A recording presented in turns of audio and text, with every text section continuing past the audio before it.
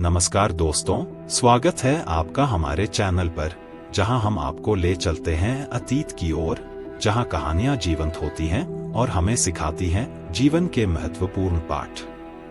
आज हम आपको सुनाने जा रहे हैं भगवान गौतम बुद्ध और अंगुलीमाल की पहले की बात है, जब भगवान गौतम बुद्ध अपने शिष्यों के साथ एक गांव से दूसरे गांव की यात्रा कर रहे थे। उस समय एक खूंखार डाकू, जिसका नाम था अंगुलीमाल, पूरे राज्य में आतंक फैला रहा था। अंगुलीमाल इतना निर्दयी था कि वह हर व्यक्ति की हत्या करने के बाद उनकी उंगली काटकर अपनी माला में जोड़ता था।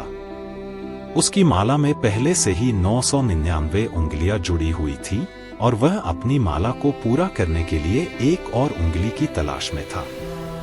इस भयावह स्थिति के बारे में सुनकर लोग भयभीत थे। कोई भी उस क्षेत्र से गुजरने की हिम्मत नहीं करता था। लेकिन गौतम बुद्ध अपनी करुणा और शांति से भरे हुए उसी रास्ते पर चल पड़े। उनके शिष्य डर से कांपने लगे और उन्हें उस रास्ते पर न जाने की सलाह दी। परंतु बुद्ध ने शांत भाव से कहा, भय मत करो, मैं उसे सच्चाई का मार्ग दिखाऊंगा। जैसे ही बुद्ध उस जंगल में पहुंचे, अंगुलीमाल ने उन्हें दूर से देख लिया और अपनी तलवार लेकर उनकी ओर दौड़ पड़ा। लेकिन जैसे जैसे वह बुद्ध के पास पहुंचता गया, उसे महसूस हुआ कि बुद्ध अपनी जगह पर स्थिर खड़े हैं, जबकि वह पूरी कोशिश के बावजूद उन तक नहीं पहुंच पा रहा है। थककर उसने चिल्लाया, रुक जाओ सन्यासी। बुद्ध मुस्कुराते हुए बोले, मैं तो पहले से ही रुका हुआ हूं अंगुलीमाल। रुकना तो तुम्हें है। यह सुनते ही अंगुलीमाल चौंक गया और पूछा, तुम्हारा क्या मतलब है?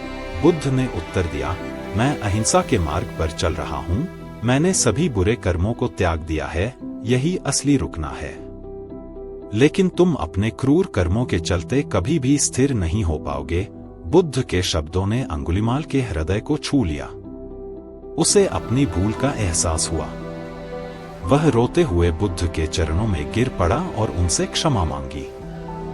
बुद्ध ने उसे अपने शरण में लिया और उसे अहिंसा और करुणा का मार्ग दिखाया।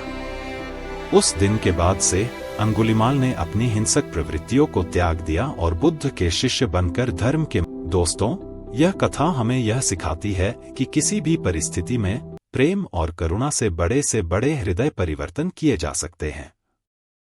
भगवान बुद्ध की शिक्षाएं हमें सच्चाई, अहिंसा और करुणा का मार्ग दिखाती हैं। अगर आपको यह कहानी पसंद आई हो तो इसे लाइक और शेयर जरूर करें और हमारे चैनल को सब्सक्राइब करना न भूलें। धन्यवाद। Subscribe to more.